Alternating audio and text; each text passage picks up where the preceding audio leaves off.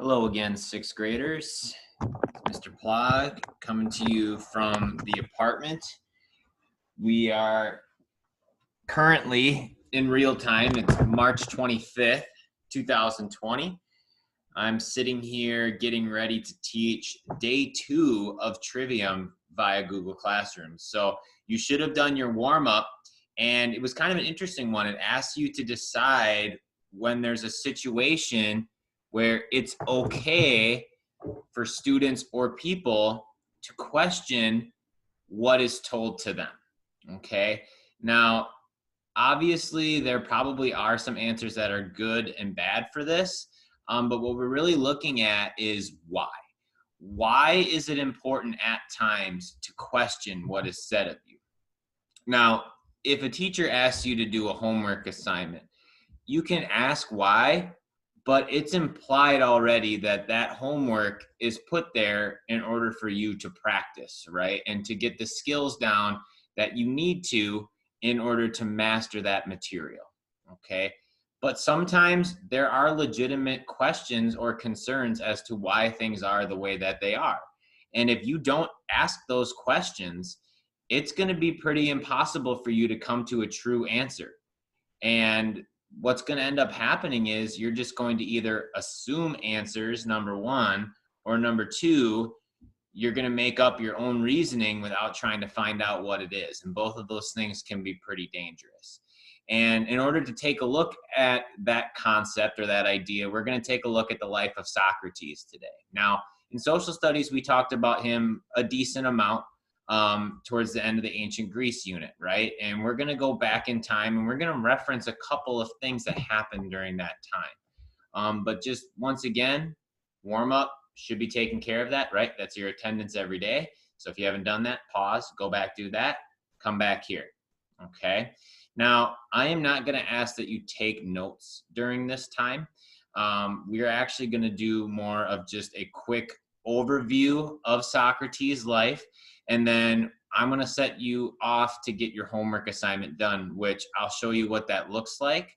I'm going to show you the electronic copy. I don't have a paper copy in front of me, but you will have the paper copy in your packet if you decide to do it that way. Okay.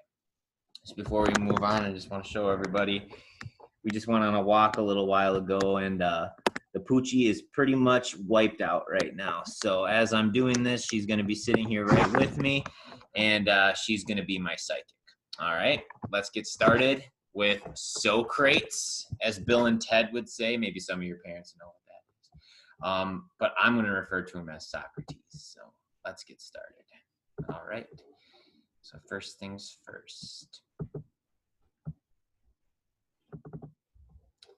Okay, so I'm going to take my face off here. Now, this is going to be the worksheet that you're going to do, but we'll come back to that at the end, okay? So in the beginning, we've got Socrates. This is him as an old man. So Socrates is going to be from Athens, right? Capital city of Greece today. At the time, it was one of the ancient Greek polis, or as we called it, city-states, right? Now, as he grew up in a family that, for the most part, was relatively skilled and had some money.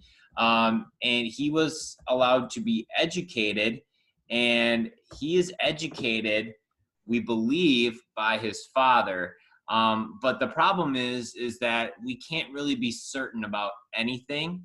And some of you might remember going back to the ancient Greece unit, especially with his childhood, because he never wrote anything down, right? We have a lot of other people that we're going to reference throughout the rest of our time here in Trivium, where they wrote not only some stuff down, but maybe even too much. Okay, Socrates wrote nothing, so we're just doing a lot of guesswork based off of what he told his student Plato. Now, what we're pretty certain of is that Socrates develops a profession, and it's what makes him, as I don't want to say stout, but he definitely appears to be, albeit maybe a little out of shape, pretty muscular. He's going to develop that physical strength through what's called a stonemason. That was his job.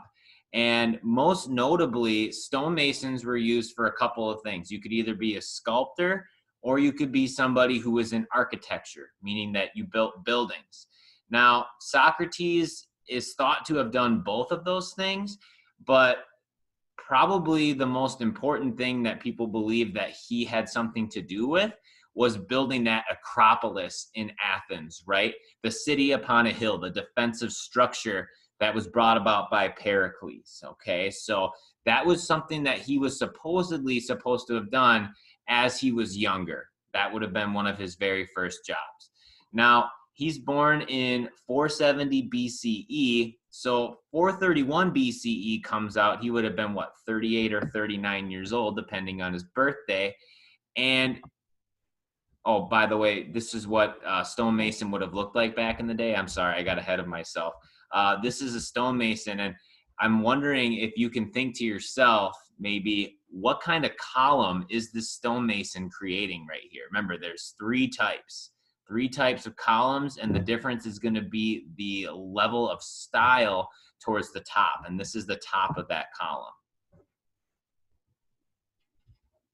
If you said Corinthian, you're absolutely correct. Okay, that is a Corinthian column that's being made by an Athenian stonemason. You could also call him a sculptor.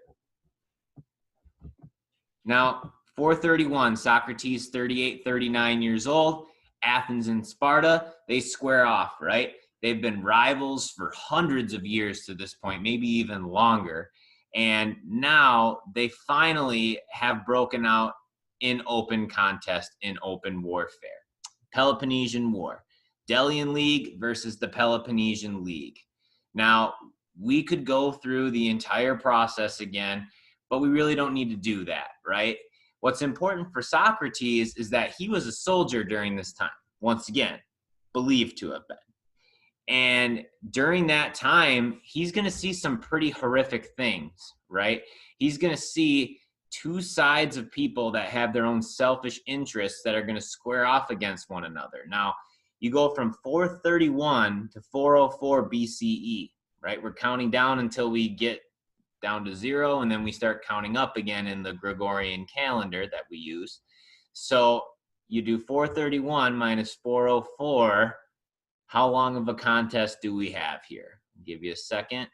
You can go ahead and pause it. 27 years, right? So he's going to be alive during all of this, and he's going to see both sides compete against each other. He's going to see what's going to happen to the contest when they actually are fighting each other. But also there's that massive plague, right? And I think that probably alone, when losing Pericles, really doomed Athens. And at the end, they're going to end up losing. Now, when they lose, things are going to be in a state of disarray or not good times in Athens, right? They've just gotten the crud beat out of them. And because Sparta won and they were very, very against the system, they suspended that glorious democracy that Athenians loved. And Socrates is going to use this time to start questioning why the systems in Athens were put in place all this time. And is that really something that they need to continue to do? Maybe these old traditions just weren't going to help going forward because it's already, in his opinion, put them in a bad spot. Now, he's going to do that by walking around the agora, which we would consider the marketplace. I'll call it the Mall of America of Athens, where there's a whole bunch of people around. And he's going to start asking people random questions. Why do you believe what you believe? Please tell me. I need to know these things. I'm not telling you what I believe. I'm not worried about what my old notions are. I want you to tell me. Now, there's a story, as we'll talk about here in a bit, I'll be playing it in just a while, that Socrates went to the Oracle of Delphi, which is a place or a building where it was believed that you could talk to the gods and goddesses. And when he was there, the Oracle, which is a person who talked to the gods, told him that he was the smartest man on earth. And he didn't believe it. And he set out trying to prove that they were wrong. So he went to all of these really smart people that were very famous and asked them questions about what they believed. And he found out that the more questions he asked, the easier he was able to find out that they didn't really know what they were talking about. And eventually what's going to happen is that Socrates is going to find out that these people aren't smart because they stick to these ideas and they don't have an open mind into changing those ideas.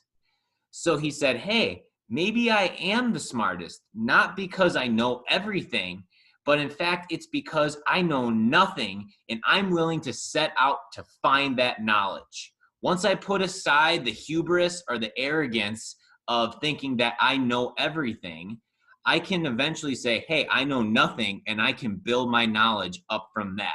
Very similar to Descartes' opinion of what he believed could and could not be real.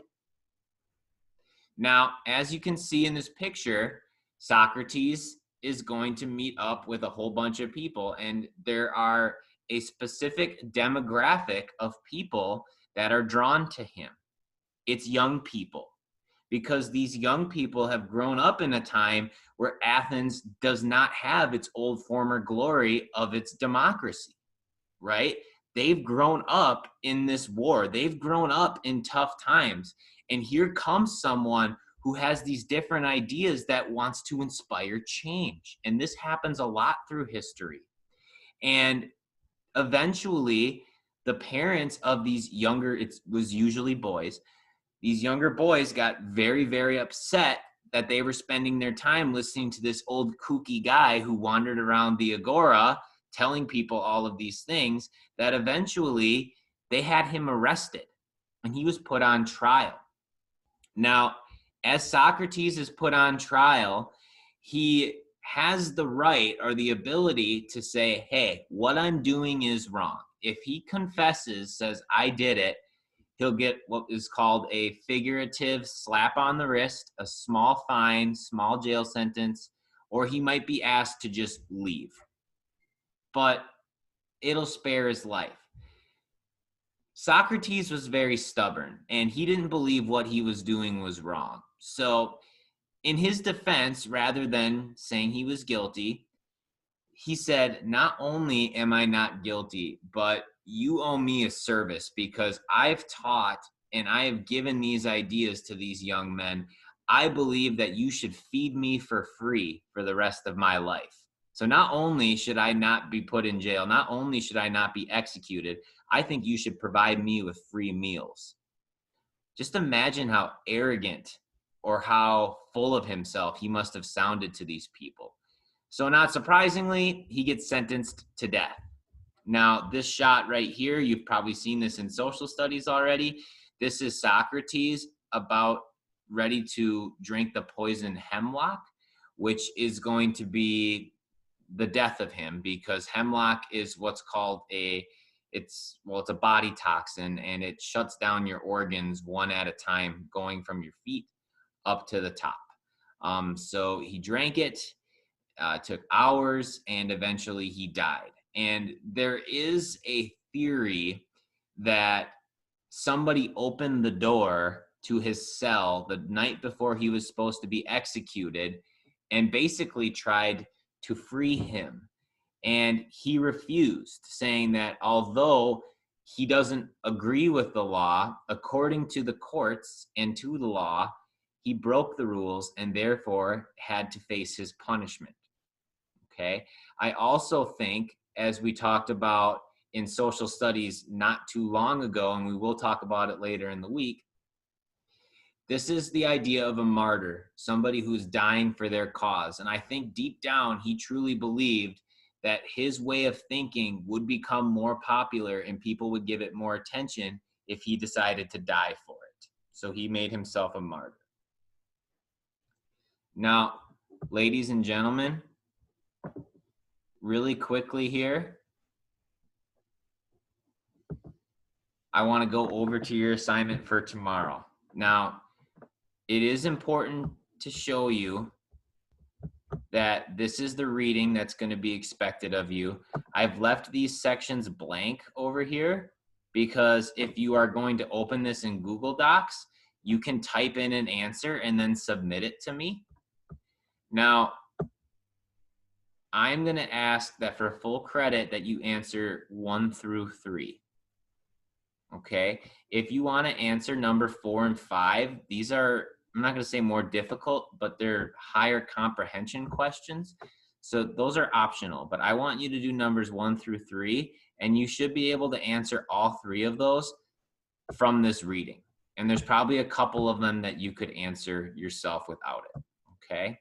So Socrates is considered the first modern philosopher, right? A lover of wisdom.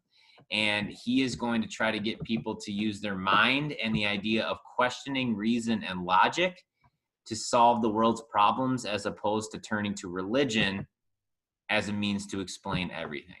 All right, ladies and gentlemen, this is all I have for you today. I am going to put up a 8-bit video of Socrates that you can watch. If you've been following along on distance learning, you should know that this is a continuance of the lesson that you got over the first couple weeks. So if you've kept up to date with stuff, this actually should be pretty easy for you to keep up with. But I hope you enjoy the video if you haven't seen it. We'll see you tomorrow for your debate. Have a great day.